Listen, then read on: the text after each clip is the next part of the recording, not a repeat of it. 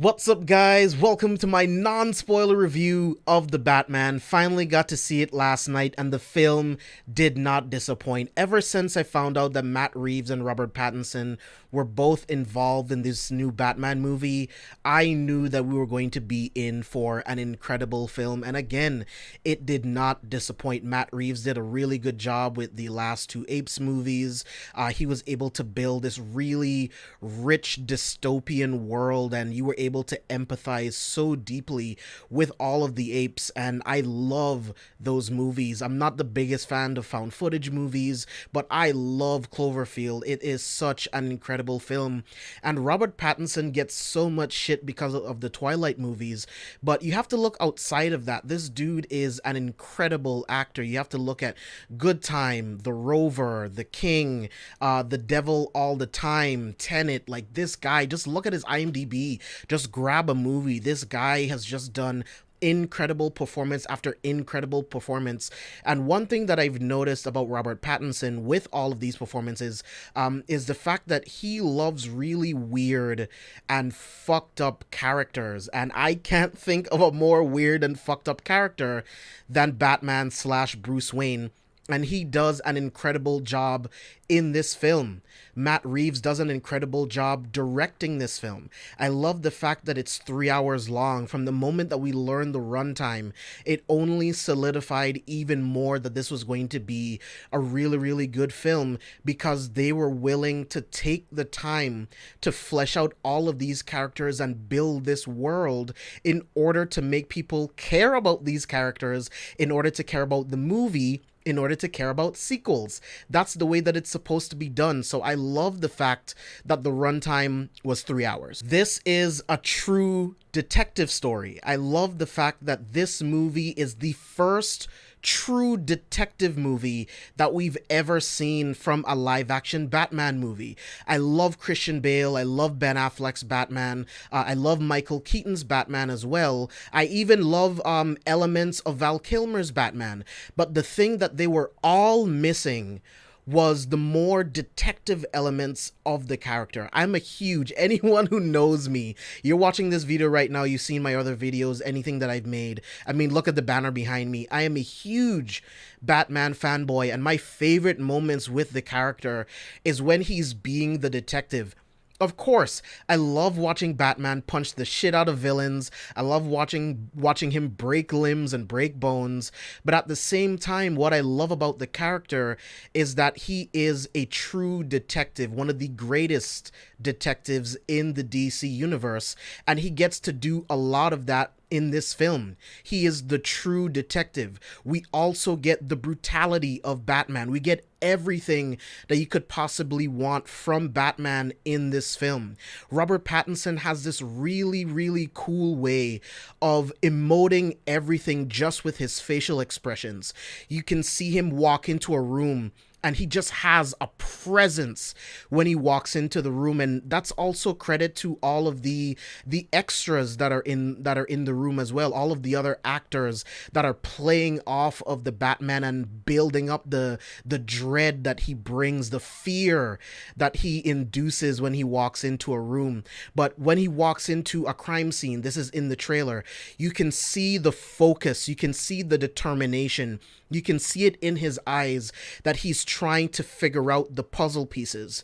And I love all of that. Again, with just his facial expressions, again, you can see the focus, the determination, but you can also see the rage and just a hint of sadness all behind his eyes without Robert Pattinson having to utter a single line of dialogue. We know that Batman is a man of very little words, and Robert Pattinson plays that up so well. Not really a spoiler, but he keeps a journal in the film, documenting everything that he does every single night. I love that his Batman also struggles with, am I making a difference in Gotham?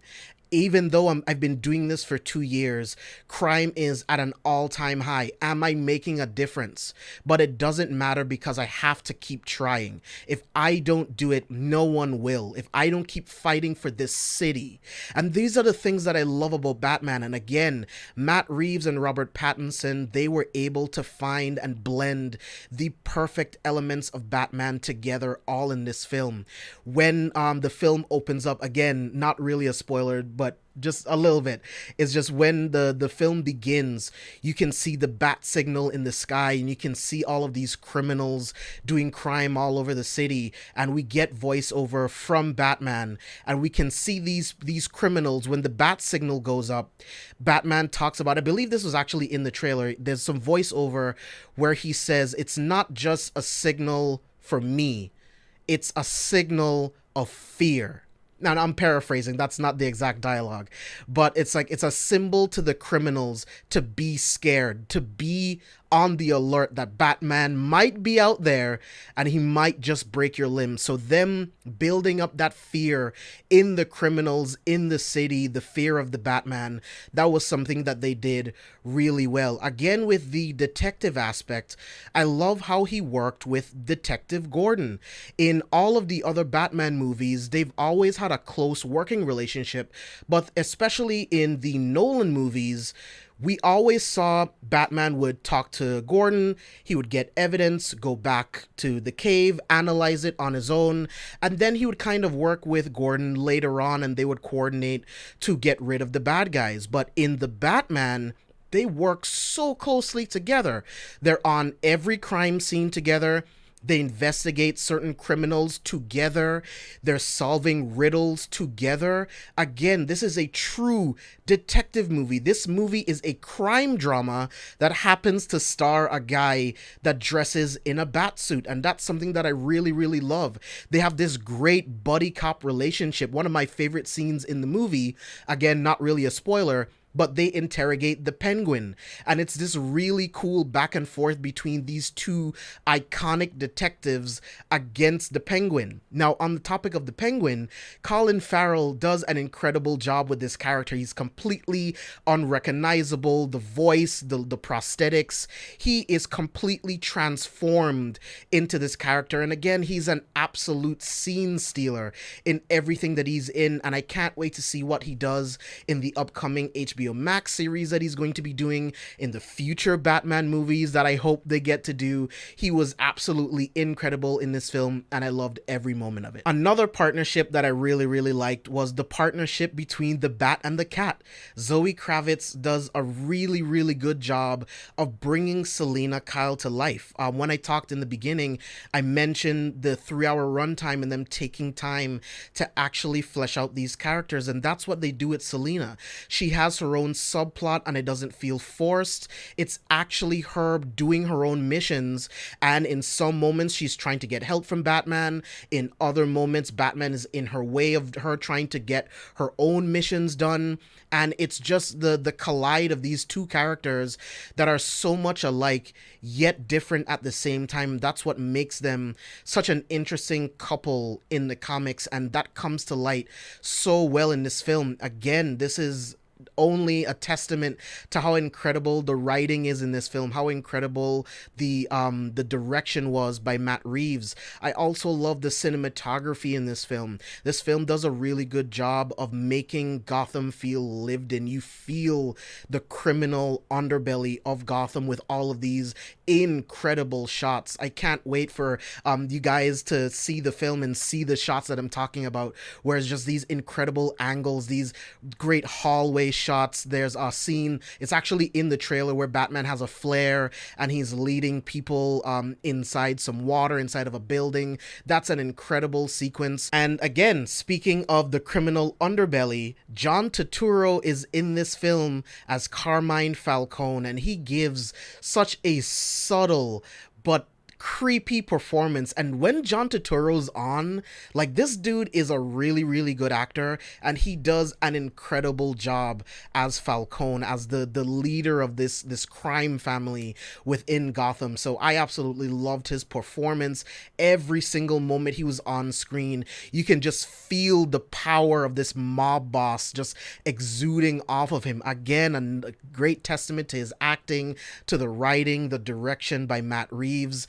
There's everything to love in this film, guys. Like, there's really nothing that I could say that I didn't like about this film. It has really, really good fight sequences. Like I mentioned, there's the scenes in the trailer where there's this hallway fight where people are shooting him, and the only way we can see Batman is in the muzzle flashes from the automatic weapons, and he's beating the shit out of them, and it's incredible. And I love the journey that he goes through on this film. And mild spoiler, it's like in the beginning of the film, he starts off as this symbol of vengeance, and then by the end of the film, he realizes that he actually needs to become a symbol of hope in this city of Gotham. And I love the way that it all played out. Now, why he needs to be a symbol of hope is because of all of the other darkness that's rotting away at this city. And that is the Riddler. The moment I found out that Paul Dano was cast as the Riddler, I knew that we were going to be in store for an incredible interpretation of this character. Paul Dano is the perfect weirdo to play a weirdo on screen. Now, I don't know Paul Dano. I don't think he's actually a weirdo, but I do think he was the perfect person to play this character. Now, before I saw the film, I saw a lot of comparisons to his Riddler being like a Zodiac killer type, and you can really see that in this film. The way that he leaves clues and ciphers and videos for the cops, and they just can't seem to find him. And this is where the great detective in the Batman has to come in order to stop the Riddler. And I love the back and forth between them. I love the relationship in where the Riddler kind of feels like he is a vigilante. He sees Batman as an idol, that he is also fighting for vengeance, but doing it in the worst way by killing people, right? So, and that's the code. That is the one rule that Batman would never cross, right? So I love the relationship between them, what vigilantism means to these two different people. So I love that nothing is so black and white in this film. There is no clear good versus evil. There is a lot more to it, and I can't wait to see this film again. Again, this film is absolutely incredible. This is the perfect iteration of the Batman. Robert Pattinson is my Batman. He is the perfect iteration. Again, I love all of the other iterations except George Clooney, with all due respect, but this interpretation, the detective aspect, the brutality, like I said, you can see the rage, the sadness, the focus, the determination, all without uttering a single piece of dialogue. It all comes together perfectly in this film, and I can't wait to see where it goes. This film ends on a perfect note to set it up for sequels to come, and I can't wait for all of it. Matt Reeves mentioned that he would love to do Mr. Freeze in a future sequel, and Mr. Freeze is one of my favorite Batman villains, so that is another really complex and interesting character. And it's not just about punching, right? Again, I love watching my Batman break bones, but I love to see him be the detective and him having to solve crime in order to save the day. And that's one thing that I really, really loved about this film. I don't want to talk about it anymore because I feel if I could talk about it anymore, I'm just going to go into spoilers. So you guys can tell I love the film. I think The Batman is an absolute masterpiece. It is my favorite Batman, live-action Batman movie ever. Yes, I think it's better than The Dark Knight. I know that that might be sacrilege to some people, that's just my opinion. But if you haven't seen the film, I highly urge you to go out and see it as soon as possible. And if you have seen the film, let me know in the comments below exactly what you thought about my review, what you thought about the film, what you thought about all of the different characters in the film, because I can't wait wait to do a full breakdown on Seafrest villains next week. This week coming up, we're going to be talking about Batman Year One, which this film has a lot of elements, takes a lot of elements from, and we're also going to be doing our full spoilers breakdown of the Batman on March 11th, and I can't wait for that, guys. I can't wait for the rest of the villains crew to see the film, and I can't wait to break it down for you. This film is 3 hours long. Our review is probably going to be like 3.5 to 4 hours, so if you do join us for that, strap in, because it is going to be a wild ride. Again, this film was an absolute masterpiece for me, 5 out of 5, and I can't wait to see where it goes. Guys, again, thank you so much for joining me for this review, and I will see you guys on the next one.